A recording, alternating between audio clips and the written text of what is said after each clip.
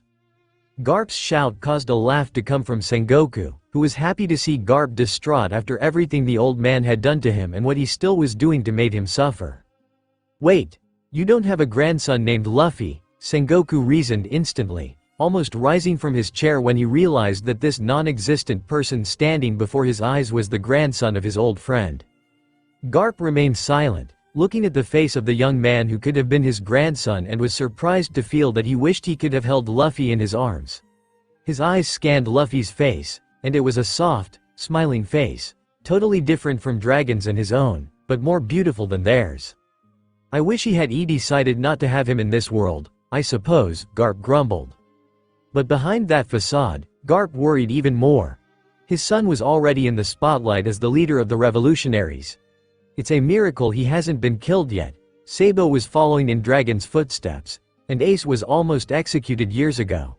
Now, with such a revelation, Garp knew more than ever that his family was in great danger. The government and the nobles didn't like anything that could challenge or usurp them, and currently, Luffy meant both. More than ever, the two monkeys and their allies had to tread carefully. Sengoku, beside him, was just as worried, even if he didn't show it. Once again, the monkey family was in the spotlight, and the former fleet admiral feared this would bring trouble to Garp. No, it wasn't just a simple fear anymore. Sengoku knew this would bring trouble and put the monkey family in the spotlight. At the Revolutionary Army base, Dragon was even more shocked, his dark eyes fixed on the image of that boy with a big smile that seemed to shine like the sun. The boy looked young and cute, with a face so different from his own. So soft, almost delicate. Anyone who saw them would never think that someone as thin and cute as Luffy could be related to the two hard-faced titans that were his father and him. Because that same boy in front of him couldn't be his father's son, so obviously he should be his own. But him with a son? He'd never had one because of his work, much less after seeing the world as horrible as it currently was. Which is why he's still single. He doesn't even usually contact his own father to avoid the world's gaze and prevent them from getting into trouble. And all of that was now being shattered by the vision of another world where he had a son so different from him, much more smiley and with a kind, round face, with a destiny that crowned him as a king. "This might bring trouble," Ivankov commented worriedly, looking at Dragon. "The eyes of the world will be on my family in a way never seen before." Dragon nodded in agreement with Ivankov, his implacably serious face betraying none of the true concern he felt. Dragon clenched his hands into fists, his hands itching to grab his Den Mushi and call his father. More now than ever, they might have to reunite if the world came crashing down on them. Law opened his eyes from his ship. If he was AD, it wouldn't surprise him if he wasn't just the ruler, but the one who had been the cataclysm of new winds in his world. The Ds were a storm, no matter how calm some might seem. For the analytical law, it was more than clear that Luffy, that D, was that ruler, that being not born in this world. Before his eyes, Law was seeing a being capable of changing everything. Oh, so a relative of Garp's. Worse yet, one who wants to be not just a pirate, but the king. How interesting, Whitebeard observed critically, searching his memories just to confirm the fact that, indeed, that monkey D. Luffy didn't exist in his memories. A grandson who doesn't exist here? Marco asked with the same suspicion, although he thought the boy was too cute to be related to a madman like Garp. It has to be him, right? The one described by the being or god, or whatever that thing was. At his son's words, Whitebeard remained silent, not knowing the answer himself, although he had his suspicions. Monkey D. Luffy didn't exist, that was one point. He was a D, that was another point. He wanted to be the Pirate King, another point. It was abundantly clear to Whitebeard that the ruler described by that god and Roger himself was right before his eyes. There seemed to be no other option. That old man had a grandson, Ace exclaimed. Poor kid. He lamented, remembering all too well the famous fists of love of the crazy man who claimed Ace would be a Marine. Suddenly, Ace stiffened. A grandson. Another brother. He knew Garp couldn't handle children. That's why he threw him into the arms of bandits. Then he met Sabo, with whom he swore an oath of brotherhood and whom Garp accepted as another adopted grandson. If Luffy had existed, Garp would have definitely thrown him into Dayton's arms. That meant that smiling boy would have been raised by him, and perhaps he and Sabo would have had another brother, a little one to protect. Something inside the man known as Fire Fist stirred. Luffy. Ace, Sabo, and Luffy. It sounded so good that he didn't know how he could have never thought of it, how he could have never imagined it. Ace felt furious that his little brother had been stolen. The young pirate took his Den Mushi and connected with Sabo. Sabo, who was watching the transmission, also imagining a life as that cute boy's brother, took Ace's call. For the first time in centuries, the king of the world's entire body was frozen, his eyes fixed on the transmission, which showed a face that reminded him too much of a man from long ago. For the first time in centuries, he felt his heart throb, too painfully, yet too happily. Oh, how could his heart still act like this after so many years for a man he hates with all his being? It was that same thought of hatred that woke Emu from his reverie. Of course he's a damn D, Emu commented in a cold voice. However, Dragon never had a son. Emu narrowed his crimson eyes as he realized that indeed, that stormy D from the transmission who reminded him too much of his old enemy wasn't born in this world. Everything was fine. There is no ruler. No Rowdy D, no Joy Boy legacy. No one and nothing that could threaten his throne. And so it had to remain. Monkey D. Luffy couldn't, be born. Keep an eye on the monkeys. Monkey D. Dragon can't have Monkey D. Luffy under any circumstances, was the order Emu gave to the Gorosei. He may not have been born in this world, but better safe than sorry, right? Emu couldn't allow Joy Boy or Nika to somehow threaten his plans again. So that's your name? Monkey D. Luffy, huh? Shanks savored the name with a cruel smile that would have struck terror in hearts if other people had seen it. So you're what this world needs. Now I have your name and face. You can't hide anymore. The young king was everything he imagined and more. His face didn't remind him of Garp or even Roger. It was too cute and too gentle for that, but his smile.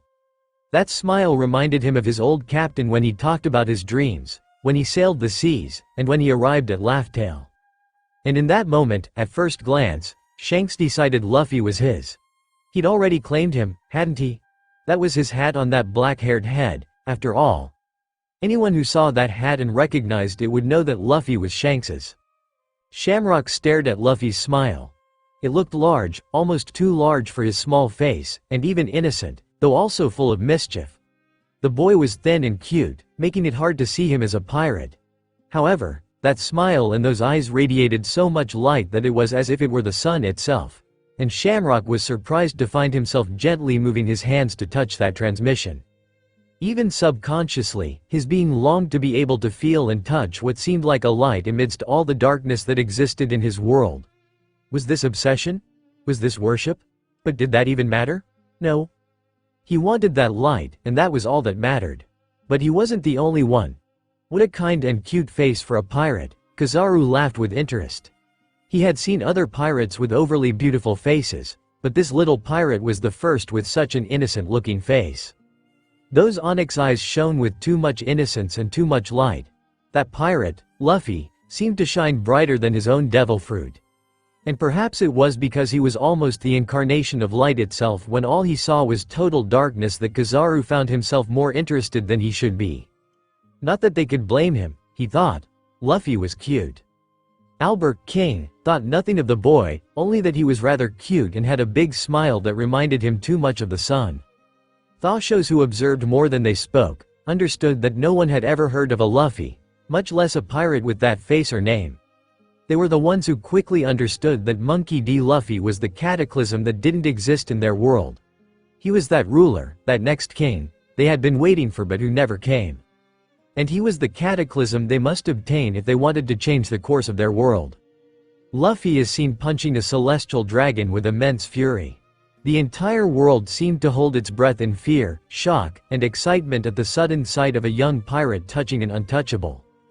"That kid has balls," 𝗕𝗂𝗄 exclaimed with a laugh, one that for a moment seemed filled with liberation and true happiness at seeing such a challenge. Who would have imagined that this boy, who seemed somewhat weak, was capable of a feat that not even the greatest dared to attempt?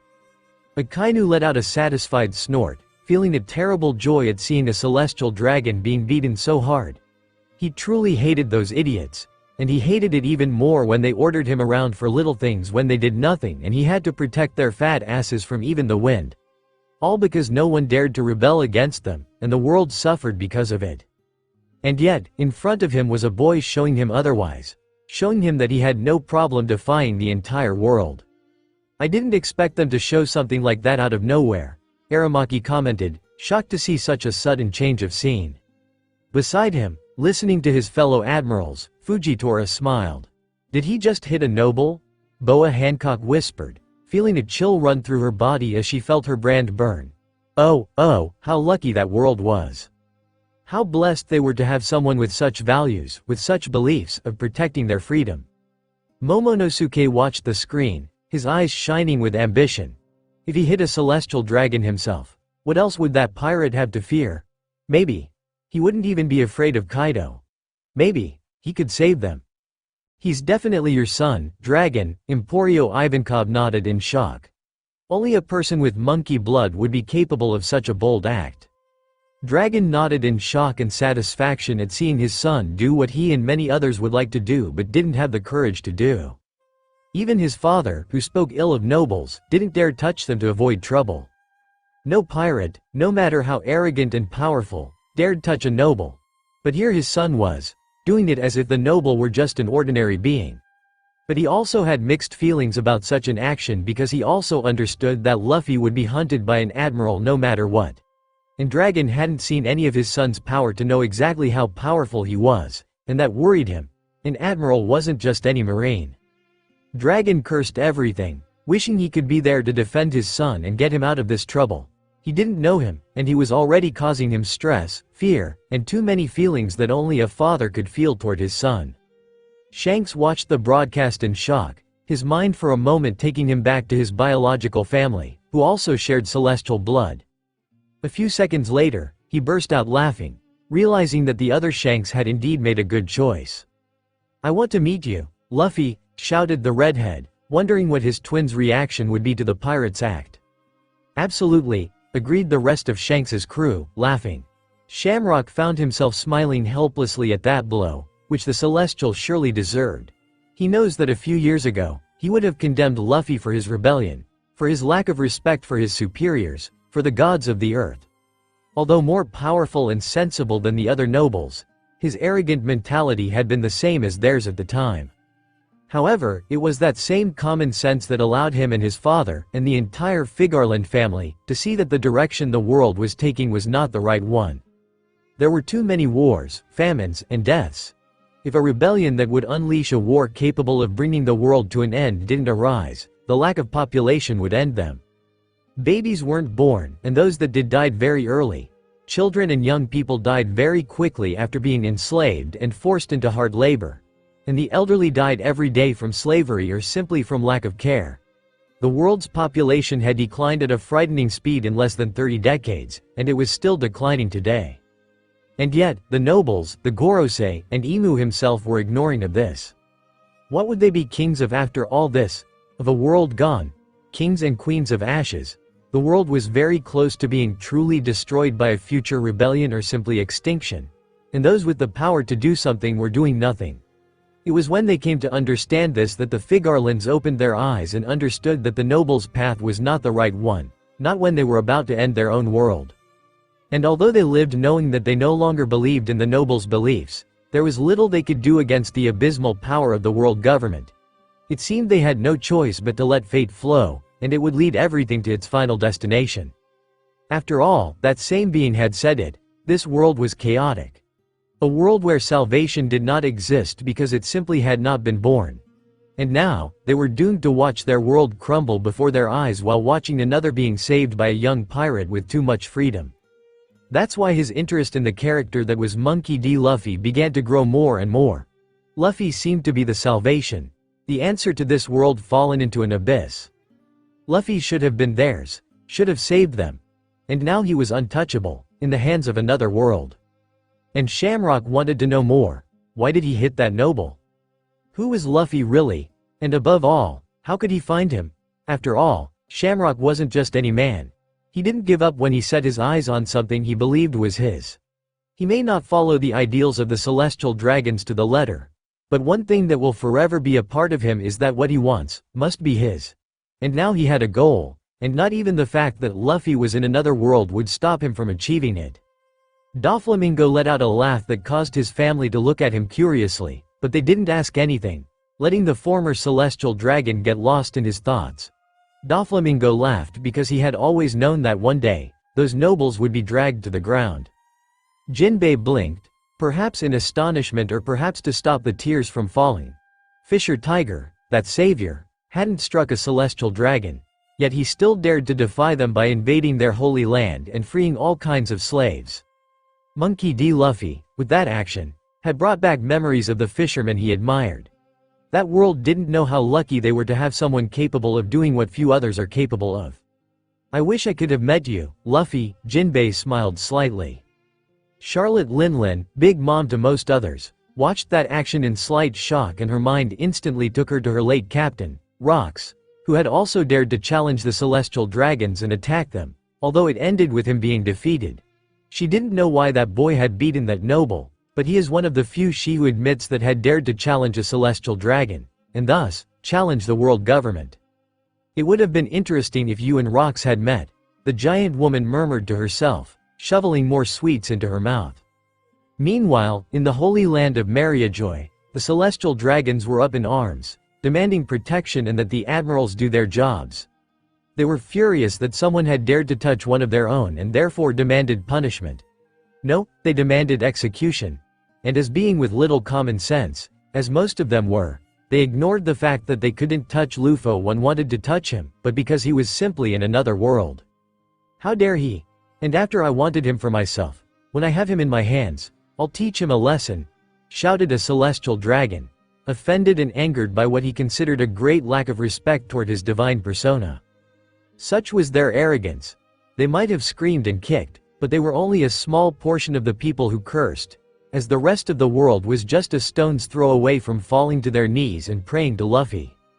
For those in chains, whether physical or mental, Luffy's touching of one of those nobles made them see Luffy as the only one who so far seemed to be the closest thing to a liberator, unafraid to attack the demons that were the celestial dragons. For the people who saw the nobles as untouchable gods, seeing one of them being dragged into the mortal world was satisfying and liberating. For them, who hadn't known Rox's daring, or Fisher Tiger's bravery, Luffy was their symbol of liberation. Luffy was their new myth, their new god. They saw that young pirate beat that noble and saw hope, freedom, and rebellion. So the slaves felt, out of nowhere, tears fall as they saw one of their enslavers being beaten like that by a pirate. A blow that represented defiance, that represented the fact that he would not remain silent. The whole world can keep its mouth shut, but Monkey D.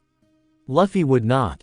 The whole world knew that hitting one of those nobles was a crime that would cause an admiral to be sent to hunt the sinner like an animal. But before them, like a ray of light and hope, stood that pirate, that overly brave and stupid pirate who had dared to commit such a sin.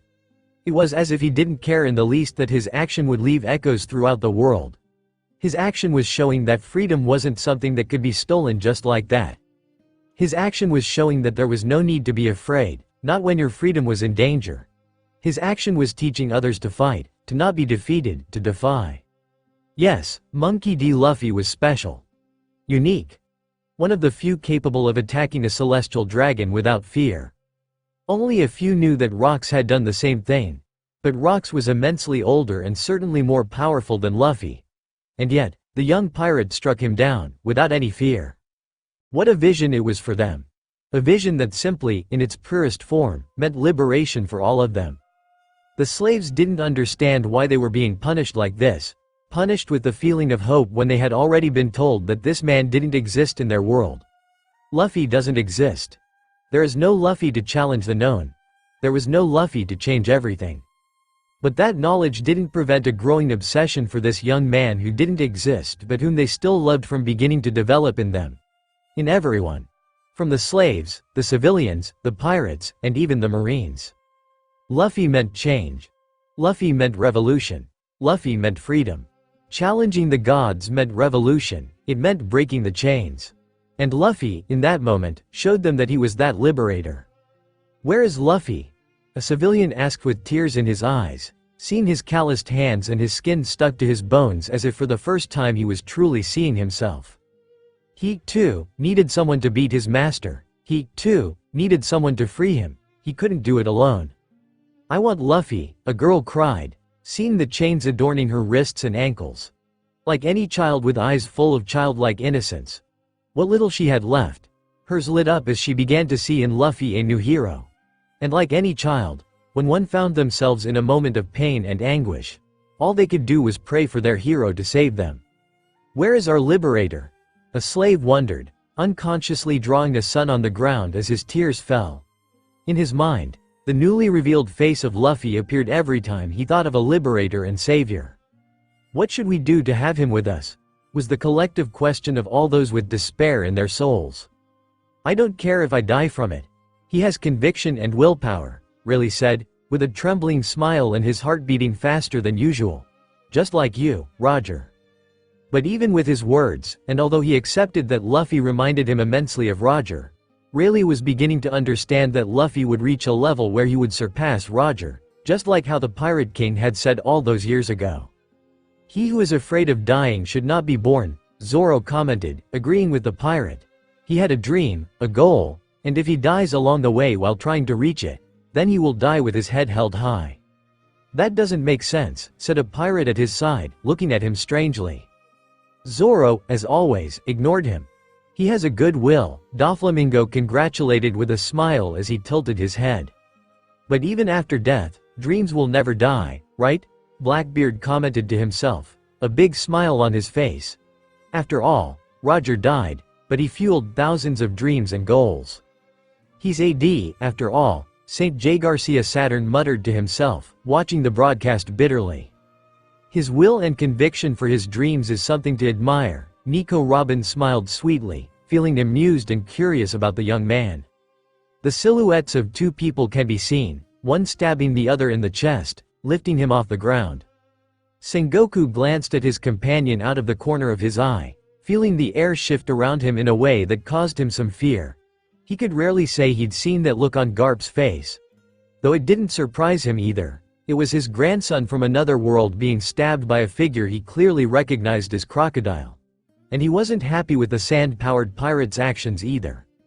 Luffy was more than a pirate, he was a symbol. Don't let Crocodile show up in front of me for a while. I don't care if he didn't do anything here. I'll kill him, Garp stated, his gaze serious and dark. He was clearly taking the idea that Luffy was his grandson very seriously, even if he didn't exist here. I think he's smart enough to know what he should and shouldn't do. Sengoku replied indifferently whether Crocodile lived or died. If he showed up in front of them, Garp wouldn't be the only one who would try to kill him. Sengoku and Garp weren't the only ones who weren't at all happy about the actions of the man who, judging by his hook, was clearly Crocodile. He attacked Luffy, a civilian from Alabasta whispered, his voice filled with astonishment, as if he couldn't believe someone like Luffy had been attacked. He should die, another civilian from 𝗕𝗂𝘁𝗁𝗲 whispered, her voice filled with disgust.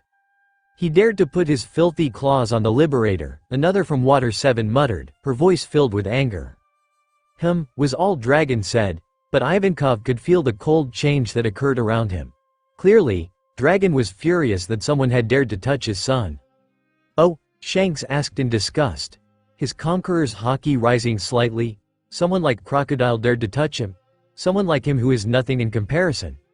He's an idiot who doesn't know who his betters are, Captain, Ben Beckman blurted out, equally disgusted. Let's hope he's careful, Aramaki commented, drawing the attention of the other admirals present. Lest something strange happen to him.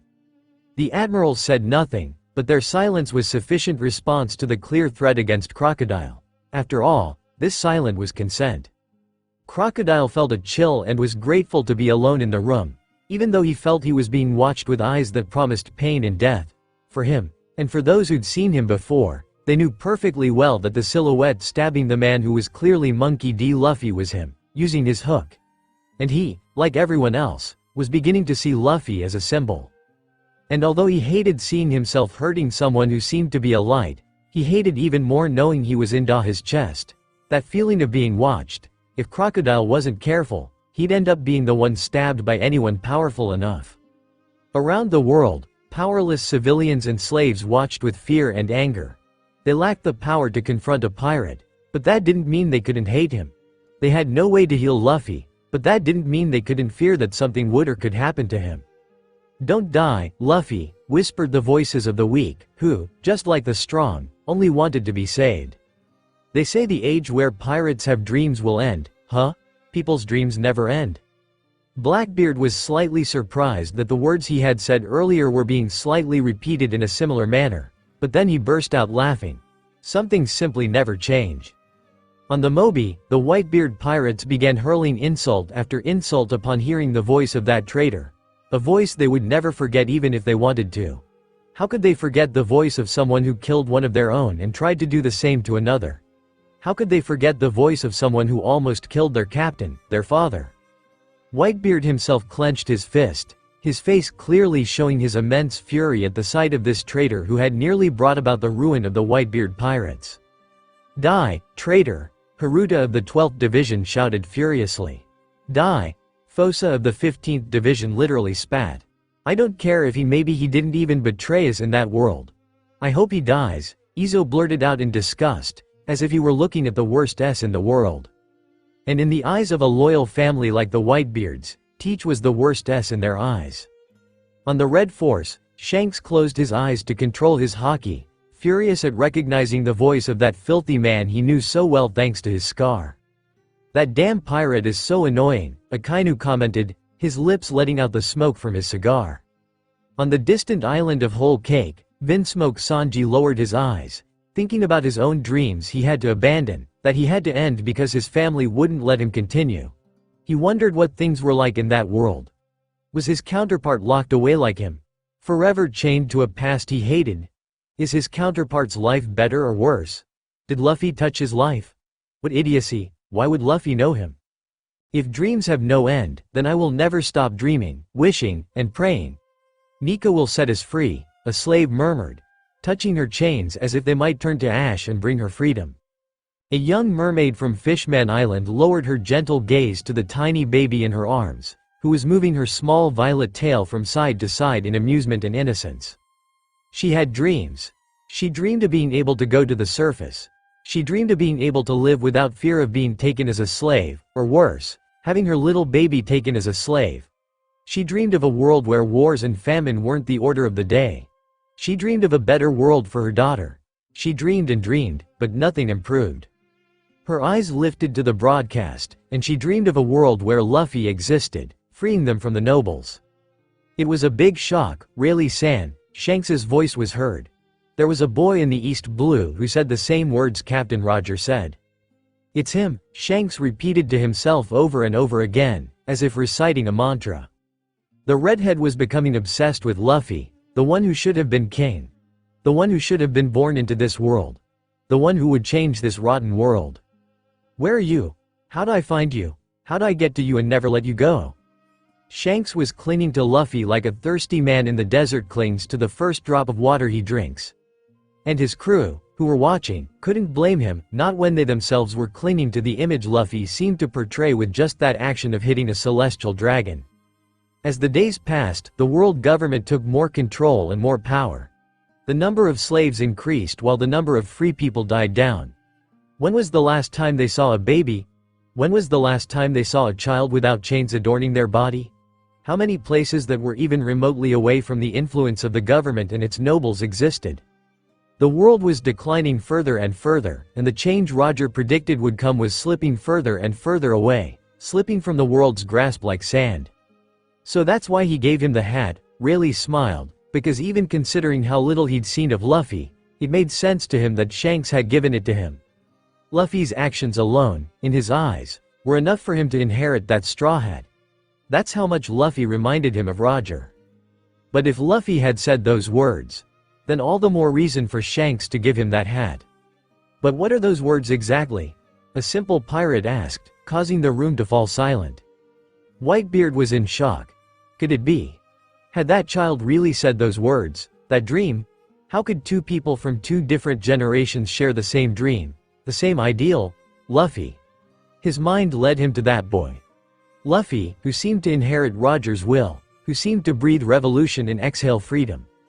Luffy, who would be the one to challenge the world, the one Roger said he had hoped for.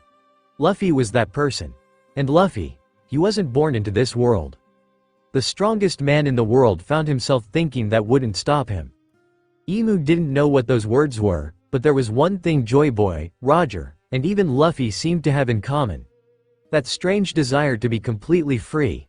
And that word, that dream, is what has brought him so much trouble from the very beginning.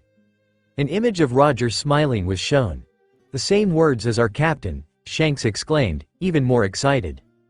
The survivors of the crew that had been known as one of the most powerful and famous, those who sailed with the Pirate King, found themselves with teary eyes. They wished their captain could have seen this, the one he had hoped for, even if it was through the eyes of a world other than their own. Because now they knew that Monkey D. Luffy was the one for whom, on that last island, Roger had laughed for. Rayleigh looked at his drink, wondering why they didn't have Monkey D. Luffy. Were they being punished? Punished for what? And why them? Why their world? Would Luffy truly never be born here? No, that couldn't be possible. This couldn't be the end of his world, of his life. He had lived so much and lost so much more for things to end like this. That magnificent journey to the last island, and the truth couldn't be the end of the story. The Monkey D's had to give life to the young man who would become Luffy. Monkey D. Luffy had to be born. There was no other option. They would have Luffy one way or another. Not only because it's what should have happened, but because the world depended on it, and after so much suffering, the planet's inhabitants were selfish enough to desire happiness and freedom at the expense of another world, at the expense of their own counterparts. And Rayleigh's own thinking wasn't far from the truth of what others were also thinking. The kneeling slaves, the civilians with their hands clasped together, the Marines with their eyes lowered, and the pirates with their fists watched the broadcast with a simple desire that seemed to burn them from within. That world had enjoyed itself enough. Now it was their turn to be illuminated by that sun. Their counterparts were their counterparts, they were themselves. They would have Luffy at the expense of their counterparts, at the expense of an entire world if that was what it took. They were selfish and possessive with what little they had, and now they considered Luffy theirs. Luffy was seen holding Vivi, the princess of Alabasta, in his arms, as they both escaped. Emu clenched his fist, furious at what that vision could mean after what the traitor Nefertari D. Lily had done centuries ago.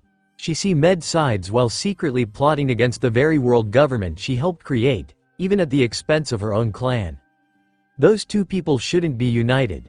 Not Vivi, being Lily's descendant, and certainly not Luffy, who was proving to be too similar to Joy Boy. Even worse, he was saving the princess, gaining allies. That boy would have truly been a big problem if he'd been born in this world.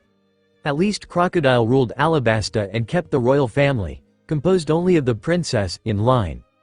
Cobra was a threat for knowing and confirming that Lily was his daughter was saved by not knowing said truth.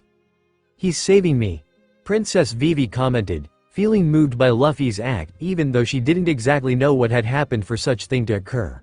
"I wonder if he could save us, or if he saved my country and that world." Vivi was filled with uncertainty, not knowing exactly what had happened in that world or even if her counterpart had suffered at the hands of Crocodile. But she still wished she could have Luffy to save them from Crocodile's clutches. She loved her country and hated having to see them suffer. Just as she hated not being able to avenge her father's death. She knows her father was murdered and the government's words are a lie. However, she could do nothing.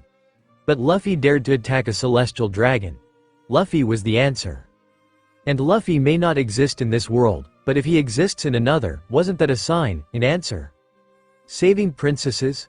He's gaining powerful allies. Mihawk observed with interest. It seems Luffy wasn't just bold and beautiful, he was also quite smart. Oh, Luffy was in Alabasta, a civilian from Alabasta said excitedly. He was in our country. And just as the people of Alabasta murmured among themselves, excited that a figure like Luffy had been in their country, other countries weren't so happy about it. "Do you think you can do it? Do you think you can conquer this great sea?" Really asked Luffy with a smile. "I don't want to conquer anything," Luffy exclaimed with a smile. "It's just that the person with the most freedom on the seas is the king of the pirates." "That's right," Shanks nodded, his eyes twinkling, delighted by Luffy's words. The boy was totally different from what he was used to, and he wished with all his might that he could have him. It was as if, after simply sailing through the abyss, he could finally see a light leading to the exit. Rayleigh wiped the treacherous tear that fell from his face. If he didn't know better, he would have sworn Luffy was Roger's son, or even his reincarnation. "These days, pirates do indeed have the most freedom," Akainu murmured with a snort at having to admit that, and why it was the sad truth. He would never have thought of speaking positively about any pirate or anything related to their lives or ideals, but that was before. Now, even the Marines were slaves to the government. In fact, they always had been, but now it was much more obvious. And that's why it was now much clearer that pirates were the only ones with anything resembling true freedom, and those called Yonkou were perhaps the freest. And here he was, the fleet admiral, but a mere servant, a dog, a slave forever tied to ideals that blinded him until it was too late for him to finally open his eyes. "Oh," whispered a slave, feeling the pain of a lump in his throat as he tried not to let his tears fall at the words spoken by that young man, by Luffy. The slaves, those truly chained, tried to swallow their tears in vain at seeing a being so in love with freedom, something many had taken for granted before ending up in chains themselves. It was beautiful to see someone so in love with freedom, even more so because Luffy wasn't a slave, but he still wanted to be the freest. An inhabitant of Pirate Island found himself analyzing those words and how true they seemed in these times. Currently, pirates were the only ones guaranteed freedom as long as they weren't caught by marines or nobles capable of enslaving them. While they were at sea, traveling the world, the chances of being taken as slaves were low. The same couldn't be said for the others, as not even marines were safe. Nami's eyes shone with admiration at the words and a desire for freedom. She, chained to serve Arlong for the good of her people, desired freedom with all her might. And Luffy simply seemed to be the very embodiment of it. Pirates around the world raised their glasses in celebration, agreeing with Luffy's words. Many of them were grateful for having decided to become pirates, as many had been able to escape being taken as slaves like on their islands or villages. Being a pirate wasn't easy, and there were always threats from nobles, civilians, marines, and other pirates, but they were the closest to being free. The closest to truly feeling the sun on their skin. "No, shut up," Emu suddenly blurted out, furious at hearing such words and losing his usual calm and collected composure. That damn ideal. He didn't want people to be inspired and decide to challenge the world government's ideals. He didn't want those words, those thoughts, to cause everything he had built to be threatened by a pirate who didn't even exist in his world. Rayleigh smiled in surprise. "I see." Likewise, Rayleigh smiled, feeling like he could see in Luffy the figure of his late captain. Luffy was just as adventurous as Roger, apparently, with a motive for traveling the seas that was completely different from what the world might think. They weren't after treasure or a throne. Conquering the seas had been the last thing on Roger's mind. And apparently, on Luffy's as well. Dragon, as a revolutionary seeking to free the world from the clutches of the world government, found himself feeling proud of this boy he'd never seen before, but who had ideals and dreams worthy of admiration. A boy whose smile alone seemed to light up everything. "You're a box of surprises, Luffy," Dragon smiled slightly. Beside him, Ivankov felt a small smile grow on his lips as he saw his friend and leader look, for the first time, a little more relaxed. Luffy's actions and words didn't seem like much, but they were already having an immense impact on the world. And from above, those beings who started all this out of boredom were beginning to be entertained by what was happening, unaware of what was to come. "Whitebeard is seen bleeding. Oyaji," Whitebeard's children exclaimed with concern at seeing their father in such a state, one quite familiar to them. With fearful memories, the great man's crew leaned closer to him, as if his body heat could remind them that although Blackbeard tried, Whitebeard wasn't defeated, although he had been seriously injured. "It seems the Marineford War happened in that world too," Whitebeard observed angrily at the thought of Ace being taken by the Marines once again. "That damn Teach is a rat," Jozu commented furiously, clenching his fists tightly. Marco said nothing, but thought about how things would turn out in that world with Luffy present. If things would be similar to how they happened in their world, or if they lost even more. "So that war happened too," Teach reflected with a mocking smile. "I wonder if the results were similar, or if I managed to finish off that old man." Big Mom narrowed her eyes at the sight of Whitebeard wounded, and seriously wounded on top of that. While the Yonkou were independent, and she admitted she had rivalries with Kaido and Whitebeard, her relationship with both men was more of a strange siblinghood created by their past, having been on the same dangerous and powerful Rocks crew. At this, the Yonkou bit into her sweets in anger, something her children could clearly see. "Damn brat," Big Mom cursed, remembering how the so-called Blackbeard managed to get Whitebeard so wounded in this world. King Neptune gripped his trident with slight nervousness, remembering those days of uncertainty when he didn't know if Whitebeard would live or die. Great was his relief when he learned that the Yonkou lived and that, therefore, his protection. Neither the government, nor the Marines, nor any other pirates dared to mess with them while they lived under the protection of the Whitebeard pirates' flag. At least, for now. Even that world wasn't spared, huh? Kizaru observed. "Some things are just written in fate, I guess," Aramaki added, shrugging his shoulders with a slight smile. Akainu thought that his counterpart definitely acted like how he used to act back then, eager to wipe out the pirates and willing to do anything to do so. That was before he had to wake up the hard way to understand that the government didn't mean justice and that the pirates weren't just criminals. "From now on, support Mugiwara Luffy with all your might," Whitebeard shouted to his crew. "Oyaji." Marco took a step back in shock. He's been with Whitebeard longer than anyone, and he knows perfectly well that those words the captain said weren't just for the sake of it. He didn't say them on a whim or for any stupid reason. His captain had seen something in that young black-haired man. And that was something Whitebeard himself knew, for his equally shocked face let Marco and the entire crew know that the decision made by his counterpart wasn't one that was made lightly. "It's him," Whitebeard said in a barely audible sigh. "The one Roger had been waiting for. The one we've been waiting for." Marco looked at his father with sadness in his eyes. "But he doesn't exist here," Marco whispered. The other Whitebeard pirates saw their father's large hands clench into fists, understanding his frustration. Since Roger's death, the world seemed to have taken an express ticket to hell. Roger's death had unleashed the true demon that was the world government, and mass enslavement was only the beginning of despair. And now they were seeing what seemed to be the light of revolution, and knowing they couldn't have it with them wasn't easy. "Even Whitebeard has chosen him," shouted a fishman from Fishman Island with an emotion he didn't understand why he felt or where it came from. And Fishman Island wasn't the only ones going crazy at what Whitebeard said on the screen. Everyone had their own opinions and theories, but were equally excited at what those words could mean. If Whitebeard was backing him up, it was definitely because he believed in him, because there was something about him. Big Mom opened her mouth so wide in amazement that candy fell out of her mouth. She couldn't believe that Whitebeard, who loved his crew like family, was giving such an order. "Mama," cried her daughter, Charlotte Brûlé, seeing her condition. "One by one, he's turning the people around him into his allies," 𝗕𝗂𝘁𝗁𝗁𝗁𝗁 said. "That boy possesses the most terrifying power." Emu narrowed his eyes at Mihawk's words, his calculating eyes taking on a macabre gleam. That Luffy had Shanks on his side, the powerful Monkey D family, and even the mighty Whitebeard. What places were under that pirate's flag? Who else allied with him? Who was on his crew? Who else had seen in Luffy the silhouette of a liberator? For the first time in all this time, Emu wondered what devil fruit that young D had eaten, if he had eaten a devil fruit at all. Luffy reminded him a lot of Joy Boy, and even worse, of Joy Boy with the powers of that elusive fruit.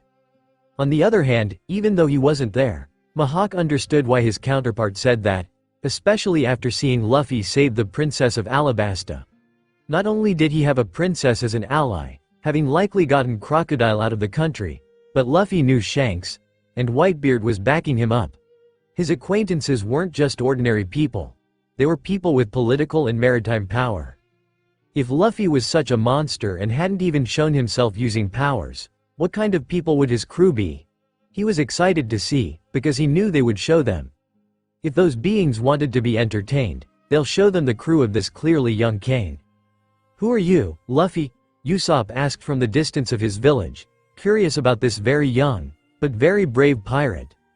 "I wish I were a brave pirate like you. I wish I had met you." The scene changes again to show Whitebeard. The man Roger was waiting for, Whitebeard says. Teach is shown kneeling in front of Whitebeard, staring at him in shock. Could it be the person the Pirate King mentioned at the beginning? A civilian from Drum Island asked. The one who will surpass him, that ruler that being talked about.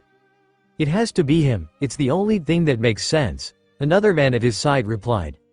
Luffy is the ruler who wasn't born, but for whom Roger had still hoped.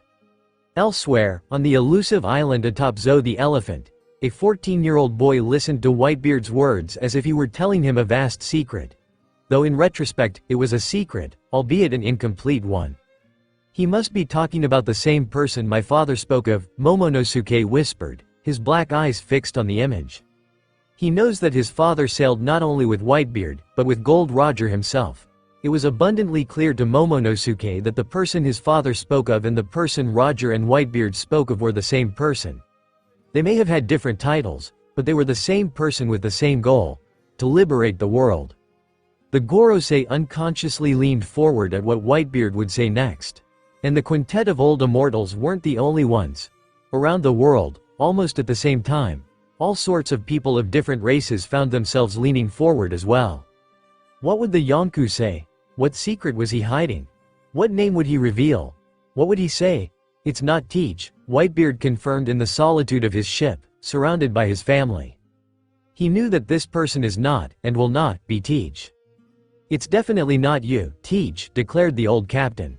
Marshal D. Teach listened with frustration and humiliation to the words of his former captain. He couldn't accept that a brat would actually be the Pirate King, the ruler even confirmed by beings who were perhaps gods. He didn't want to accept it, and he wouldn't. Bah, that brat doesn't exist here. Who can stop me? Teach commented maliciously, disguising his anger in front of his subordinates. Emu knew it. Teach simply couldn't be that ruler, that long-awaited king, that unparalleled enemy. Teach could be AD. He could be part of that unbreakable clan that only seemed to breed storms and enemies. But Teach wasn't Joy Boy. How could he be that revolutionary light when he was a restless darkness? How could he be Joy Boy, be Nika, be the sun god, when his entire soul was an abyss? Of course, he was in that same boat. Emu wasn't innocent, and he wasn't a good person. He knew that better than anyone. That unlike Teach, he had the power to be king of the world. After all, he had been king for centuries. Teach couldn't remove him from his throne, because Emu only had one true enemy, and that was Joy Boy. And Joy Boy was dead and would never return. The Gorosei had a similar mindset as Blackbeard. While Luffy existed in another world, he didn't exist in this one. The voice that initiated the transmission had said so. Luffy didn't exist, and the future shown was beyond the reach of this world. Therefore, they would retain power over the entire world, and Emu-sama would never be dethroned. A man like him would never be the person Roger spoke of, Whitebeard stated with disgust. To him, Teach was an embarrassment to the D's and to what they, according to Roger, represented. Shanks and Rayleigh were in different places. but both nodded in agreement with Whitebeard's words on the screen. Teach could never be the person someone like Roger would expect. Despite all the chaos Roger caused, he was never truly evil, much less treacherous. Uncertainly, as if they had learned something delicate, the people looked at each other in silence. Now it was abundantly clear to everyone that Luffy was that person. There was no way it wasn't him.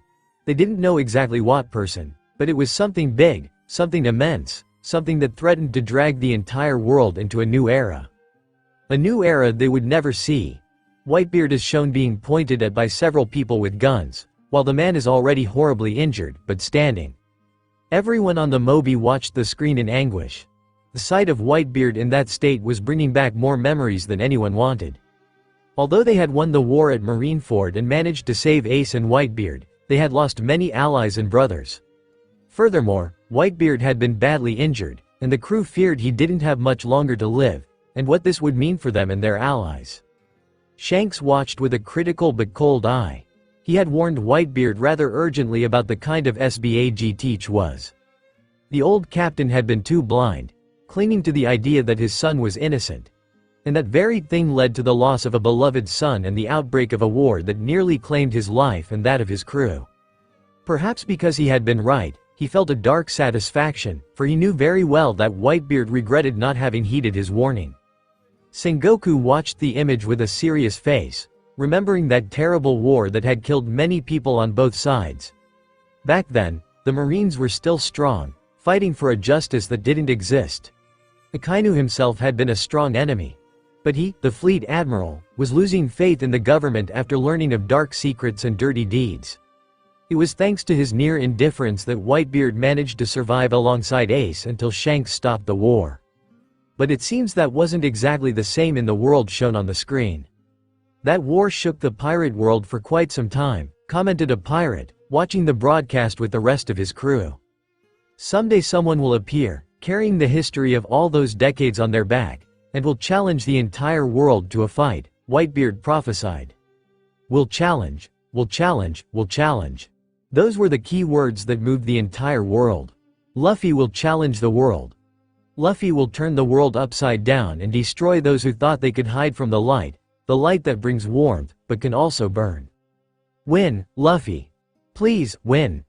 Those words were spoken by a simple girl, a girl in a terrible state of malnutrition. But with hope, with faith, she clasped her little hands and simply said that small prayer to Luffy. And that was the first prayer of many to come, because that simple prayer was as if a knot had been untied. Whitebeard listened with interest his own words he hadn't said in that war. His mind then turned to the image of that young man with black hair and a big smile. Had that child been the reason for his words? Had he seen in him what he saw now? After all, he had ordered his family to support him. Do you really not exist here, Luffy? Rayleigh wondered, as if he could manifest Luffy so he could answer. He knew he didn't exist. The being had confirmed that, but he simply didn't want to accept it because somehow, they would have Luffy. He didn't know how, but they would have him. They had to have him. They had to free the world from the pain, from the slavery, from the eternal night. They wanted to save themselves, they wanted to be free, and Luffy seemed to be the key that would unlock their chains. How could they let him go now that they knew this? How could they allow a world to separate them? No, nothing could stop them, not now when they finally felt a glimmer of light at the end of the tunnel. The Gorosei watched furiously, imagining a new D creating storms in the world, while at the same time feeling tremendous relief that Monkey D. Luffy, who seemed to be at the center of everything, did not existed. Monkey D. Garp didn't have a blood grandson, and he never will. Not if they want to remain the world power they currently are. But they had to make sure that happened, so what they would have to do was send the order to wipe Monkey D. Dragon off the face of the earth. Without Dragon, there is no Luffy. Without Luffy, there is no sun. Luffy is shown wearing the distinctive straw hat. The image only fueled the obsession with Monkey D. Luffy and what he symbolized for the desperate people who clung to the image of Luffy as a liberator, who clung to him to stay alive and to believe they could be saved from their terrible lives. Even those blessed, or cursed, with the knowledge of the truth Roger was hiding, were staring with a dark thirst at the image of Luffy, a liberator who would bring the world out of its shadows. Win, Luffy. Please, challenge the entire world and win. Win for us, Luffy. Please, please, I beg you, Luffy. Luffy was being elevated to divine status, being seen as a god only because this world, sunk in despair and pain, was searching for something or someone to believe in. They were clinging to a small shred of hope that their lives might change. And the image of Luffy yearning for freedom and beating up a celestial dragon was all the people needed to begin believing in a young man who didn't even know them, and who didn't know the immense weight an entire world was placing on his thin shoulders.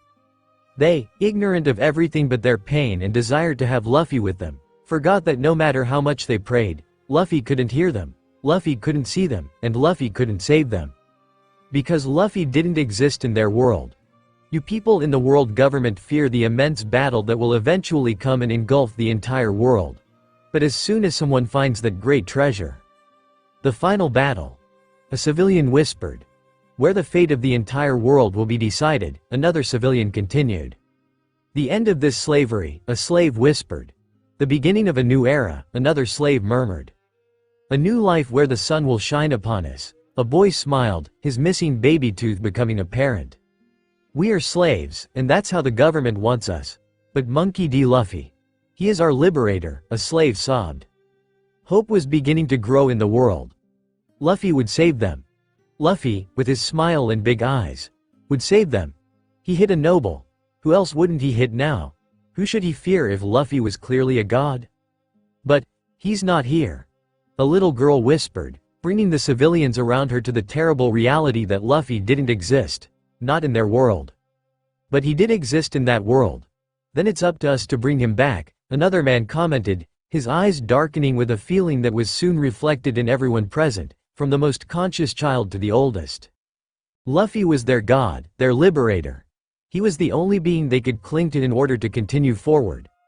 Perhaps what they were suffering was only tribulations to prove they were worthy of being saved.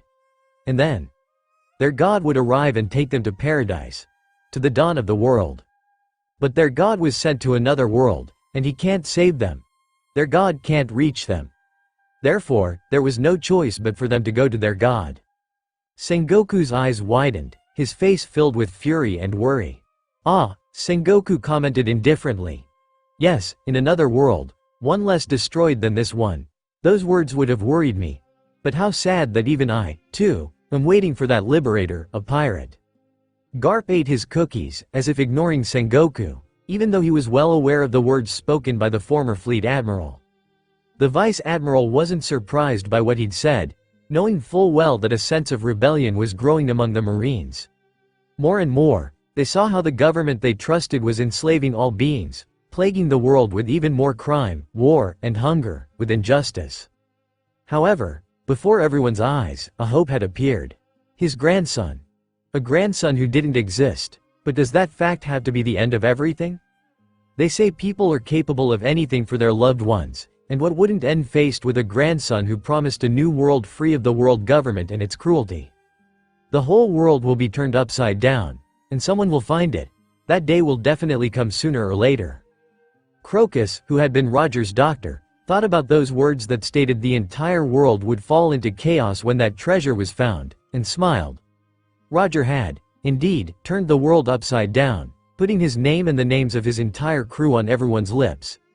If he had been able to live longer, perhaps things wouldn't be the same, or perhaps they would be worse. Crocus only knows that Roger would have caused more trouble, and that thought made him smile once more.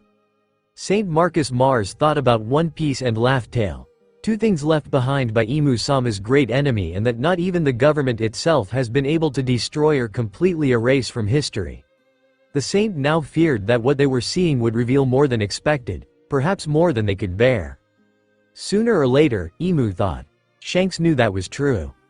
Once the One Piece was found, the world would never be the same. His own captain wasn't the same once he arrived on that island and found that treasure. He never wanted the treasure, believing himself not to be Roger's successor, but rather the one who should find that successor. A sentiment his captain understood, for there was a reason he had left him that straw hat. However, as the years passed and he watched the world fall into an abyss, he began his own journey to try to find the great treasure so he could change the course of a world that was increasingly falling into decline, and nothing and no one seemed able to stop it. And yet, it was as if everything was against them. No matter how much they sailed, no matter how much they investigated, it was as if divine forces were halting their progress towards the One Piece. It was as if the entire world were against them, as if the seas themselves were keeping him from the truth. Shanks never understood why neither he nor anyone else in so many years could reach that treasure after Roger. Until now. It was now abundantly clear that the reason no one had claimed that throne was because none of them were Monkey D. Luffy, the one awaited by the gods and the seas. Shanks snorted with a smile. That was fine, he never wanted the treasure, and now he wants it even less. The only thing on his mind was finding his Luffy so he could save the world and finally be worshipped by Shanks as he deserved. There was no other option. The One Piece is real, Whitebeard shouted, announcing it to the whole world, ignoring Sengoku's glare. The uproar his words caused was felt even among the celestial dragons themselves. Everyone was now even more excited and nervous at the revelation that the One Piece was real, and therefore, the title of Pirate King was within reach of anyone who found it. Many thought the One Piece didn't exist, that it was just a legend, a lie by Roger, or just plain stupid.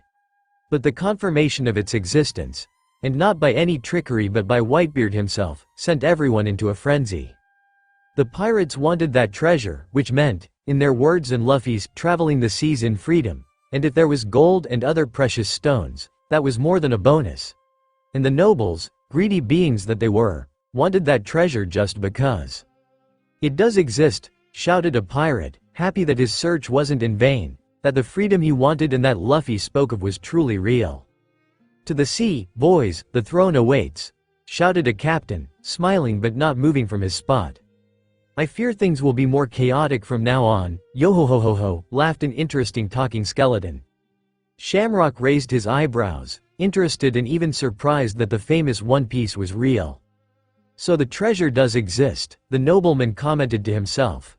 Now Shamrock was even more interested in Monkey D. Luffy, and in the history of the world that no one except Imu-sama seemed to know in its entirety, or at least he thought so. So, how much was the king of the world hiding that he wanted to erase history? Whitebeard said nothing, but the chill he felt was enough for him. Imu's eyes narrowed in anger upon hearing those words being shouted by Whitebeard. If Roger's actions sent the world back to the age of pirates, he was sure Whitebeard's actions would also have an impact on this world. And he knew that would be terribly dangerous for him and everything he had hidden for all these centuries. Everything related to Joy Boy was a danger to him. He hated pirates, and he hated Joy Boy more. Luffy was shown sitting at a bar, while the semi-transparent silhouette of the former Pirate King, Gold Roger, could be seen over him. Dragon viewed this comparison with interest. If it weren't for what was shown, he would have sworn Roger was Luffy's father. Their similarities were quite striking, even physically similar, not to mention their personalities. Besides, it wasn't the first time such similarities had been shown. Recalling the mysterious words Luffy had said that caused Shanks to leave him his straw hat. And yet, he could see himself in Luffy, with his apparent rebelliousness and his goal of achieving freedom. And, surely, his obsession with ignoring his father, because Dragon was sure Garp would have wanted Luffy to be a marine. He probably wasn't very happy seeing him become a pirate with dreams of being king. Luffy seemed like such an interesting son to have, even capable of doing what few could do, such as beating up a celestial dragon. He truly wished he could have had the same son. Garp was a marine, and Roger was a pirate. Still, he admitted that he respected Roger not only for his immense strength, but for his ideals about freedom and for protecting his family and crew. The chaos he brought in life was just a bonus. If his grandson was compared to someone like Roger, Garp would admit it wasn't a bad comparison. They're comparing him to the Pirate King again. That's not just a coincidence, is it? The Marine asked, tilting his head. Shanks laughed at the sight, even somewhat surprised to find himself smiling and laughing so much. There's a reason I gave him that hat, Shanks said. Rayleigh was more determined than ever to, one way or another, reach Luffy. And like the loyal crew members they were, what remained of Roger's pirates felt the same, determined to reach Luffy, who seemed to have inherited Roger's will. Whatever the case may be, Luffy has become a man worthy of wearing that hat. More than worthy. Rayleigh raised his glass, agreeing with his counterpart's words. It was both exciting and sad to see someone so similar to his captain. It was like seeing him again, only in the body of a child perhaps even bolder than Roger himself. Luffy threatened to be a flood that would swallow the entire world. Of course he's worthy. I was the one who found and crowned him, Shanks said, touching his own straw hat, which he had passed on to Luffy in another life. Whitebeard gave a small, discreet nod, accepting the fact that Luffy was Roger's worthy successor, and that he should have been born into this world to follow and then surpass the footsteps taken by Roger, Rocks, and all the pirates he was now the successor to. Successor to something more than just a throne, but to a new era that he will create and then rule. Or at least, that's how it should have been. Marco, pass me the 𝗕𝗂𝗕𝗄𝗁, there's someone I need to call, Whitebeard ordered in a firm voice. Luffy is seen walking, wounded and poisoned. Dragon looked at the image of his injured son and wondered who else he should kill for leaving his son in such a state, besides Crocodile of course. He hadn't forgotten about that pirate. Garp laughed, but it only made Sengoku look at him with some nervousness and concern, as the haki the old vice admiral was displaying clearly told him that Garp was very angry. Luffy. Momonosuke looked worried. Would Luffy die? Was he in grave danger? No, his savior would be fine. It was Luffy. Powerful, free, and beautiful Luffy. Luffy was untouchable. Shamrock looked at the image, unhappy. He didn't like seeing Luffy injured at all. The Figureland was extremely interested in the pirate and really wanted to see him turn the world upside down and see what he had to offer. To see what changes, what light, threatened Imu-sama and the entire world government. Oh, no, said a worried civilian. Luffy. No, please. Be okay. You have to be okay. Murmurs and pleas for Luffy's well-being filled the kingdoms and villages. Elsewhere, the Red Force had made landfall. Captain, we've arrived, Ben announced, letting Shanks know they had arrived where Roronoa Zoro, a possible crew member of the future Pirate King, Monkey D. Luffy, was currently located. Come on, there's a hunter I must find, Shanks smiled, his eyes brightening thanks to his haki. I think Luffy and his crew are the ones our tribe and the Kozuki family have been waiting for centuries. Momonosuke opened his eyes upon hearing his family's name. His dark eyes quickly scanned Luffy's every feature, wanting to imprint every detail in his mind as he felt a bubble swell inside him, simulating the happiness and hope he felt upon hearing those words. He had to meet him. He had to have him. Luffy was his only hope, the only thing he could hold on to after living for so long in what Momonosuke considered hell. What else could he do but have Luffy? There was no other option for Luffy. He had no other option. Beside him, his sister, who managed to escape with him that time when he tried to liberate Wano, took his hand and squeezed it. On the Mobi, Whitebeard became more interested upon hearing the name of his former commander, Kozuki Oden. If there was one thing he hated, it was not having helped Oden's country. And he didn't know how he would ever be able to look Oden in the face, knowing he had let his country and his children suffer so much. Because even though Kaido was an old acquaintance, Oden and his family were his family. Shanks remained serious, memories of Kozuki Oden and his wife, Kozuki Toki, flooding his mind. Memories of the entire family sailing with Roger. And now, Oden had died at Kaido's hands, nothing was known of the Kozuka's children, and Wano was now new Onigashima under Kaido's reign. Suddenly, Shanks opened his eyes and quickly looked at the broadcast, realizing something. I'm afraid this confirms Roronoa is part of the crew, Shanks growled, moving faster. Kaido now narrowed his eyes, letting out a growl that showed displeasure at the words spoken. After so long, Kaido couldn't see himself being defeated at all. There was a reason the rumors said he was immortal. But if Luffy really did defeat him, that would only mean one thing. Luffy is Joy Boy. And that same thought was shared by King, who now more than ever found himself very interested in what Luffy had to offer. Wait, he has a crew? Frankie suddenly asked, earning a few puzzled looks. He's a pirate. It was obvious he'd have one, right? Another carpenter replied uncertainly. The world had become so wrapped up in Luffy that they forgot Luffy was a pirate, so he'd have a crew like any respectable pirate. Luffy is seen holding a little girl in his arms, both dressed in traditional Wano country clothing. Ah, Tama, who looked much older than the Tama on the broadcast, blurted out from her small house, "It's me." "That's right," Hitetsu replied, his gaze fixed on the curious pirate. Momonosuke watched excitedly. He was in Wano. His savior was in Wano. Oh, but what good news! His country would be saved. Kaido would be defeated. Everything would happen just as his father and mother had wished. Several of the Akazaya felt their hearts pound as if they had run a marathon. Could it be possible? Would Wano be liberated? Would it be opened, as their daimyo had wished? Momonosuke-sama. Kinemon began.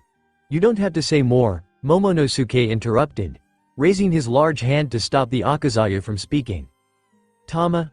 Ace thought, seeing the image of little Tama in Luffy's arms, trying to ignore the guilt he felt at remembering the promise he had made with Tama years ago when he had gone to New Onigashima, back when the country was still called Wano.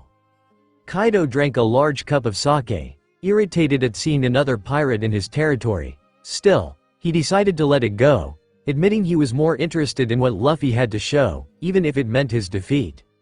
That kid and his crew. Fujitora sighed, almost able to see the chaos to come. With that kid as captain, I expect his crew to be just as messy, Saint Ethanbaron v Nasjiro said with disgust. And yet, they didn't take Roronoa Zoro into account. Those who will lead the world to a new dawn, around the world, as if connected by a greater force, the slaves clasped hands, praying for Luffy's arrival. That was confirmation, wasn't it? Luffy was the one who would free them from this hell. So Luffy had to be real, had to exist in their world.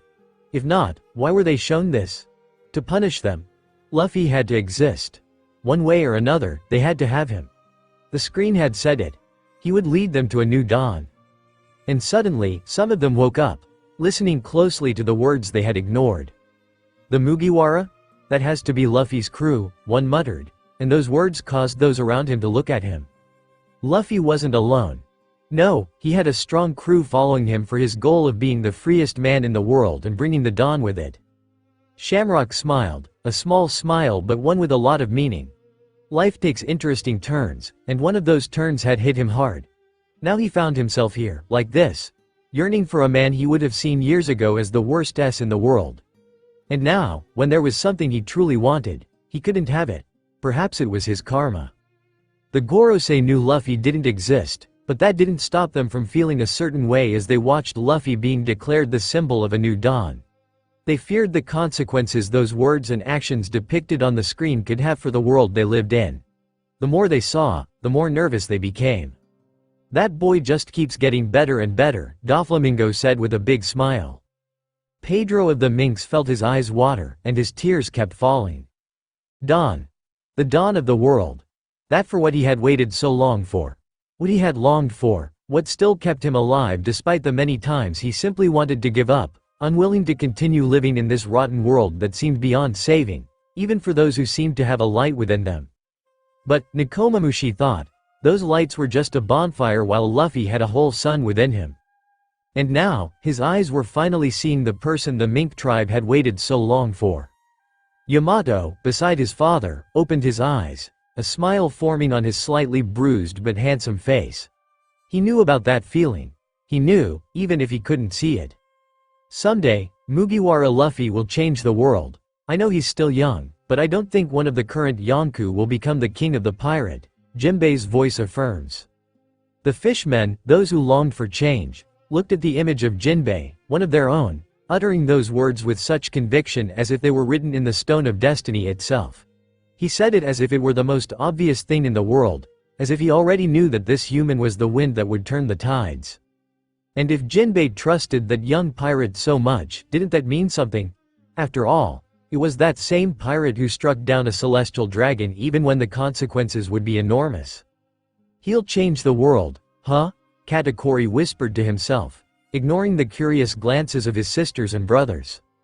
Yua, Charlotte Flamp whispered with slight mockery to her sister, Normand. Brother Katakuri likes someone. Big Mom made a disgusted face when she saw that it was a mini Roger, only much more chaotic, who seemed to want she believed was hers. She swore that damn Roger was chasing her even after he was dead. Jinbei's eyes widened in astonishment upon hearing his voice speak such words so firmly. Was he part of the crew of that being of such light? Could his dream for the fishmen come true in that world? Was there even hope for them? Gurararara, Whitebeard laughed with interest, without any anger in his voice. You say that with such confidence, it seems that counterpart doesn't believe that even I will become king. Jinbei blushed slightly in embarrassment, but he knew Whitebeard wasn't angry because neither the throne nor the One Piece were ever his ultimate goal. The old pirate only wanted a family. Still, it made him a little embarrassed that he had said something like that without fear, especially when it came to a pirate as young as Luffy. From a distance, it could be seen that Luffy was still a young man, perhaps no more than 18 or 20 years old. And yet there Jinbei was, claiming that the old but powerful Yonkou couldn't become king. I don't blame you, the great captain suddenly said. The little I've seen has been enough even for me, he admitted. Indeed, Whitebeard might not have thought much of Luffy in another life. He was still a rookie, very young, and seemingly arrogant. But in a world that's tantamount to being in hell, seeing a glimmer of heaven was enough for him to accept that Luffy was simply a special soul, one he wanted so badly to bring to this broken world he lived in. These brats no longer respect their betters, Kaido growled, being utterly ignored by his son, and even by King, who was more focused on Luffy. Luffy can be seen dodging attacks with great ease. I'm going to become the king of the pirates, Luffy shouts. You're looking very far into the future, Katakuri's voice replies in amazement. He is, but if it's him, it doesn't seem too far from reality, Katakuri thought, observing with a critical eye the huge impact Luffy was having on this world, and certainly on his own world as well. He himself was feeling an interest not only in what seemed to be a rookie and somewhat crazy pirate, but in someone a few years younger than him. But how could they blame him? Luffy was simply like a magnet that attracts everything around him. Not only that, but who wouldn't cling to Luffy when seeing him is like seeing an oasis after walking in the desert for days. Mama, that kid is fighting one of my most powerful sons. How fun and interesting. I wonder if he'll win, although I don't see my son losing. Big Mom laughed as she swallowed candy, her eyes taking on a malicious gleam. She didn't underestimate how powerful her son was, but now she couldn't underestimate Luffy either, no matter how small, thin, young, and weak the young captain looked. Because he was clearly the captain of his crew if his dream was to be the Pirate King. Big Mom had no doubt about that. Oh, he's fighting one of Big Mom's most powerful sons, exclaimed a rather excited and somewhat scared pirate. Although I don't know if that's a good decision. Oh, I wonder who will win, commented another equally excited one, almost jumping in his seat. Worororo. Kaido laughed when he saw how Big Mom was clearly being attacked by Luffy if he was facing off against one of the female Yonkou's strongest sons. So he's starting his hunt against the big fishes, Garp observed with a slight smile full of pride. Luffy is seen alongside Zoro, Killer, Law, and Kid. All of them are facing the terrifying sight that is Big Mom and Kaido. Even so, Luffy begins to walk toward them without any fear. Kaido's laughter filled the entire room. So they're challenging us. How interesting, but useless. Only one person can defeat me, Kaido mocked, indifferently sipping more sake, as if he weren't the next to fight the force of nature that was Luffy. But even as he said that, he wondered, given everything he'd seen, if Monkey D. Luffy was Joy Boy. He felt he was, and he secretly hoped he was. King didn't know how to feel knowing his captain was about to fight. On one hand, he believed no one could defeat Kaido, not even Joy Boy. In fact, he once thought that perhaps his captain was that legendary figure himself. But now, faced with the vision that was Luffy, King was beginning to realize that Joy Boy existed, and that Luffy was him. Big Mom and Kaido teamed up, a fearful marine asked. Two Yonkou against such a young, practically a rookie, pirate? Another marine shouted. It can't be. A person on Barati cried in shock at seeing so many powerful figures in one place.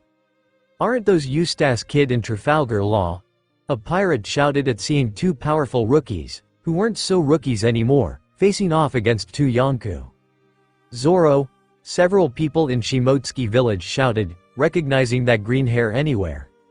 Who's that green-haired guy? He's been shown several times, he must be someone important. Anyone know who that green-haired guy is? The broadcast said earlier that his name is Roronoa Zoro.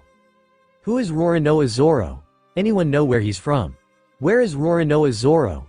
He seems to be more important than I thought. He must be part of Luffy's crew, right? I mean, Trafalgar and Kid don't have a 𝗕𝗂𝗳𝗏𝗃 on their crew as far as we know. Maybe he's a captain in that world. We're only seeing captains after all. Maybe I should get closer to that Zoro. And so people began to wonder about the identity of 𝗕𝗂𝗳𝗏𝗃, who was clearly no longer a mere extra, but a man with the potential to be powerful enough to be part of the team standing up to Big Mom and Kaido. And crazier still, he could be part of Monkey D. Luffy's crew, the savior of the world. Zoro's eyes widened in shock as he saw himself not only clearly more powerful, but challenging one of the most powerful beings in the world, Kaido. He was there, looking strong, and facing legends of the sea. How did he get to that stage where only the greatest were? Luffy. Luffy was the answer. He had to be the answer. He definitely wasn't powerful enough to dare confront Big Mom, much less Kaido, who was rumored to be immortal and incapable of being killed. But if Luffy had existed, he would surely have been more powerful, like the Zoro in the broadcast. That's how Zoro came to a conclusion. Luffy was his captain. He knew it, he sensed it. There was no way he would accept another man as captain other than someone like Monkey D. Luffy, with grand goals and a soul he foresaw as unbreakable and full of rebellion. It was obvious, because he knew better than anyone that he had no desire to be a pirate, not even as a captain. But for now, he was the only one who had come to that conclusion, or at least that's what he thought. He was beginning to feel the pirate's eyes on him, so he continued drinking sake as if nothing had happened so as not to arouse suspicion, even though he knew he was part of the crew of the light of this world, Luffy. Damn it! Why does this place have to be so big? Shanks cursed worriedly. He knows it's no longer a secret or something that will be ignored. Now it's been confirmed that Zoro was much more important than previously thought, and now they must be looking for him. Luckily for him, he arrived first, but he has to find him. Law's eyes were wide open, impressed to see himself going up against a being as powerful as Kaido. Although he wanted to fight the dragon, Doflamingo was still his priority, and the pirate was proving to be too powerful and cunning, a very dangerous enemy for him and his crew, with no one else willing to take on the Don Quixote. Kid simply began to laugh maniacally, being ignored by his now accustomed crew. "Oh, I can't wait to see what happens next," Kid said, with a somewhat maniacal, excited smile. Mama. Big Mom laughed, but she was as furious as she was amused. Those brats must have been a problem if I made an alliance with Kaido. Doflamingo said nothing, just watching Law on the broadcast with some curiosity, wondering how he got 𝗕𝗂𝗄𝗏𝗃. New Onigashima watched with hope in its eyes as the other version of its country had pirates ready to fight against its tyrant and oppressor, Kaido. The country wondered if the attack would be victorious, unlike the previous one in this world. If, at last, the country would be liberated and returned to its former glory. If Luffy would save them. Momonosuke-sama. Kinemon murmured, his gaze glued to the image in shock and hope, not knowing what else to say. Yes, Momonosuke murmured back, sensing what his guardian and mentor was trying to convey, hope. We made a mistake by not paying attention to that young man, Saint Shepherd Jupiter admitted, disgusted by such a terrible mistake of not having sought out 𝗕𝗂𝗳𝗏𝗃 in advance. Let's give the order for the hunt for 𝗕𝗂𝗳𝗏𝗃, and increase his bounty if necessary. Zoro must not fall into anyone else's hands. Saint Topman ordered. Any trace of hope must be eliminated from the minds of the people of this world. Apologize to me, Mugiwara, Big Mom says with a smile, but it falls when she notices Luffy continuing to walk past her and Kaido. Oh, so Monkey D. Luffy is the problem, Big Mom observed, her eyes lighting up as they rarely did. I'm not surprised. Just look at how he punched that celestial dragon. If he doesn't respect them, I suppose he'll respect the Yonkou even less. Of course, that didn't mean she wasn't furious that Luffy had disrespected her. Even though he was an important boy and she would still love to have him in her world, it didn't mean she was going to let him disrespect her like that. She was a powerful Yonkou after all. It makes sense that he's the problem.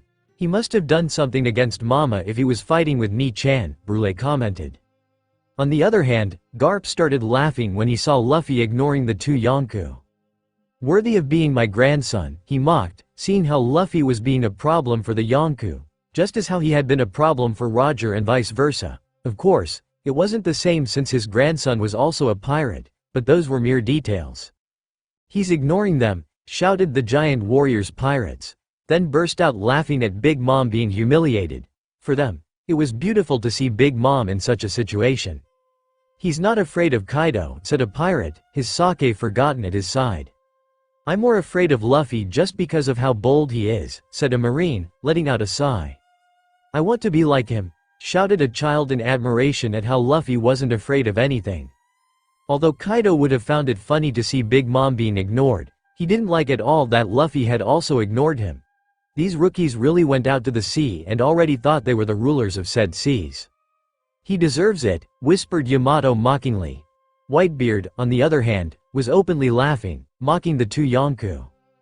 And New Onigashima felt great satisfaction watching Kaido be ignored by a pirate clearly younger than him, showing no fear in the face of two of the strongest pirates in the world.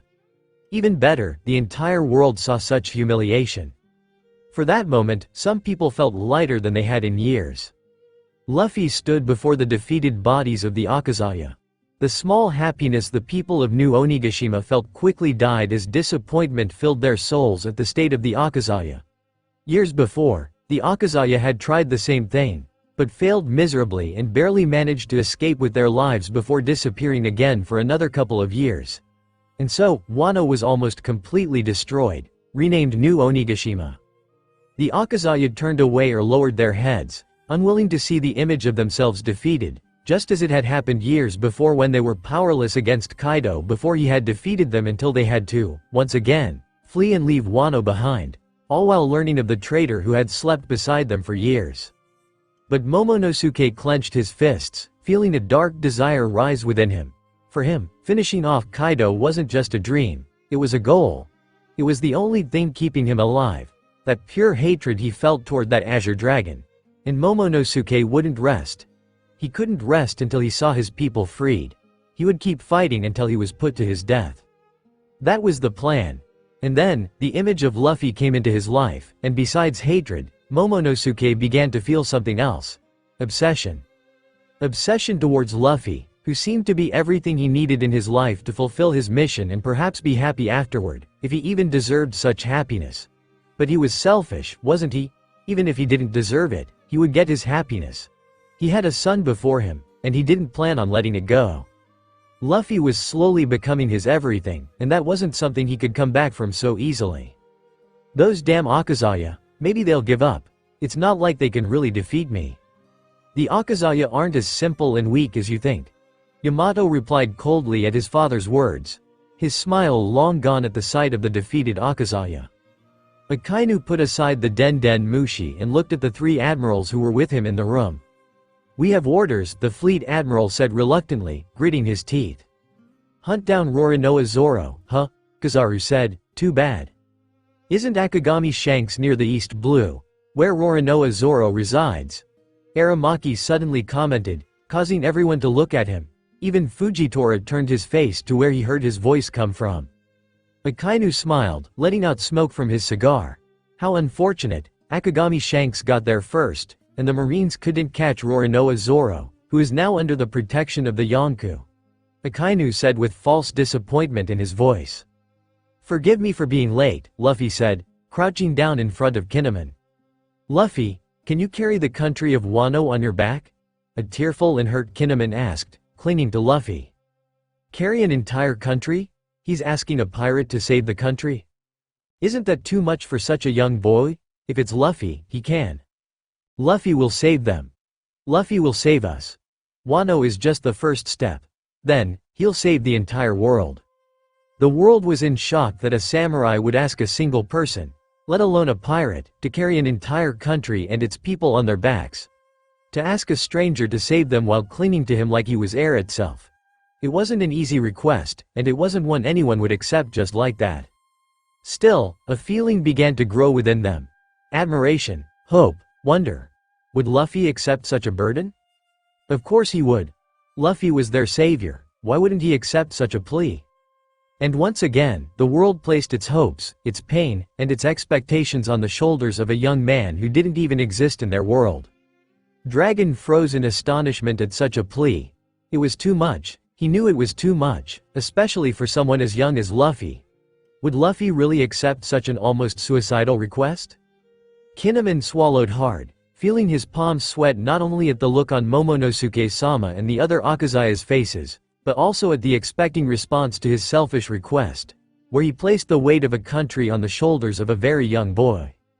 New Onigashima found itself with its inhabitants clasping their hands and closing their eyes, begging Luffy to accept, to save them. How sad that such a request would be granted, but for another version of Wano and not for them. But that false faith that they would be saved was what currently kept them slightly happy. Fool, of course I will. This is the country of my friends, Luffy shouted. The inhabitants of New Onigashima began to shed tears, many of them kneeling and begging for Luffy's arrival. The one who in another world would save them from the terrible tyranny Kaido had subjected the country that had once been called Wano to. They shouted his name amid screams, cries, and sobs, begging him to please come, to save them, to remove their chains. Luffy, please, save us, Luffy. On the other hand, Momonosuke began to breathe erratically. Luffy would save them. Luffy was their ally. Luffy was their light and savior. Luffy had truly dared to confront Kaido for him. Luffy was the only one who had dared to save them. Akagami Shanks and Whitebeard had both known Oden and his family, had called him a friend, and loved him. However, neither of them had done anything when Kaido took Wano, Oden's beloved home, and led it into tyranny, where his people couldn't even drink clean water. They had turned their backs on Wano, and that was something Momonosuke would never forget or forgive. He didn't care about the reasoning behind that decision when he saw his people dying of thirst and hunger, unable to access the most basic rights that every living being deserves. And yet, Luffy hadn't hesitated. Younger than both Yonkou, he had accepted the burden of a country he didn't fully understand just because a friend had asked him to please save them. Luffy had extended that hand. Luffy hadn't hesitated. How could Momonosuke compete with his heart screaming for that pirate? He needed him. He needed him. He needed him. He had to have him. And those simple yet powerful words had touched the hearts of others around the world who watched as Luffy decided to fight such a powerful enemy just to protect his friends in such a pure act. What a simple-minded pirate, Shamrock smiled, his gaze never leaving Luffy's image, his hands now itching to touch that round face more than ever. Fujitora smiled softly at the simple yet beautiful words that came from the pirate's lips. He could only hear what they were saying on the broadcast, and visually, he was carried away by the descriptions his fellow admirals were giving him. And yet, he knew those descriptions surely didn't do Luffy justice. For the first time, he wished he hadn't blinded himself and taken away the privilege of seeing Luffy with his own eyes. Dragon found himself slightly shaking his head at the simplicity of his mind and the sheer naivete his son was displaying. Luffy had too pure a heart.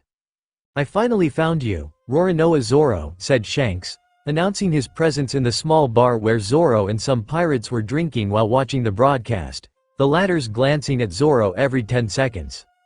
Roronoa, what the hell did you do to make a Yonkou seek you out and even find you? Asked a pirate with false happiness and more suspicion. Huh? I didn't do anything, Zoro stated, confused, although he could imagine what Shanks wanted. You haven't done anything wrong, and I'm not looking for you for anything bad, but I need you to come with me, for your own good. Although the words were spoken gently, they sounded like a threat. And Zoro knew they weren't a threat to him, just the pure truth. Just as Zoro knew Luffy was his captain, so too must Shanks have known, probably long before even Zoro himself. Now that he had more eyes on him, Zoro would no longer be as lucky as he had been in the past. His face will surely soon be known around the world, and he isn't powerful enough to defend himself against the government or other powerful figures. He had no choice but to go with Shanks. At least, Shanks seemed trustworthy, or that's how Luffy saw him. And if Luffy trusted Shanks, then Zoro would trust his captain. I'll follow you, then. And Zoro's figure disappeared alongside Shanks's, both walking silently but quickly to the Red Force. Luffy's bounty poster was seen in someone's hands. I think I'll see you very soon, Luffy, Shanks said with a smile, holding Luffy's poster in his hands. The screen went black again. Wait, I need to know more. I need to see Wano liberated, Momonosuke cried out in anguish, longing to see how it would all end. He didn't want to be left with uncertainty, he longed to see his country free, he had to see it. Likewise, the world was anguished and upset, wanting to see more of Luffy and his exploits. What else would the young man do? Who else would he challenge on his journey to become Pirate King? Would he finally defeat Kaido and Big Mom? What else would they show? This can't end here, can it? We haven't seen anything, a young woman cried, somewhat hysterically. The Gorosei sighed in relief that everything was finally coming to an end. They suspected that the world was indeed being greatly impacted by what had just been revealed, and they had work to do to correct it before things got bad, or worse, before that being decided to reveal more, which was currently the highest probability. More importantly, they had to give the order to eliminate Monkey D. Dragon, at least to eliminate any possibility of Luffy's birth. Give the order to CP0 to hunt down and kill Monkey D. Dragon, St. Ethanbaron declared. I don't think this will end here, Sengoku said to Garp. And I don't think your son will be safe from now on. Now more than ever, he must be in danger. Garp was aware of this, so he took the Den Mushi. Old man? He heard his stupid son's voice. You're not safe anymore, he began. Nearby, Garp saw Sengoku's Den Mushi ringing, taking on the distinctive shape of a kainu. Judging by Sengoku's face, what the current fleet admiral was saying was troubling. And from the look on his face, and with his concern filling him with worry, Garp knew it had to do with him and his family. Yes, I'll see you soon. One way or another, I'll see you, Monkey D. Luffy, Shanks thought as his ship approached. A darkly possessive smile spread across his face as he heard what his counterpart had said. Captain, Whitebeard is calling for you, Ben commented, showing him the Den Mushi, which Shanks quickly took while Ben guided Zoro around the ship, giving him a tour that would be useless given Zoro's terrible sense of direction. We need to do something, Akagami, was the first thing Whitebeard said as soon as Shanks answered. And so, little by little, a chain around the world began to form, with various powerful figures beginning to communicate, determined to protect their interests and do something to have Monkey D. Luffy with them, or how they could get to him. The world needed Luffy, and they were going to get him.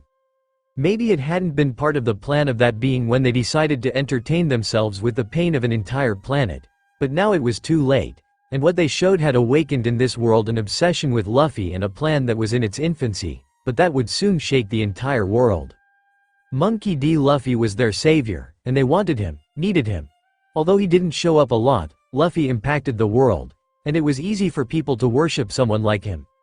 After all, people can't see gods and still worship them, so why not do the same with Luffy, whom they could see?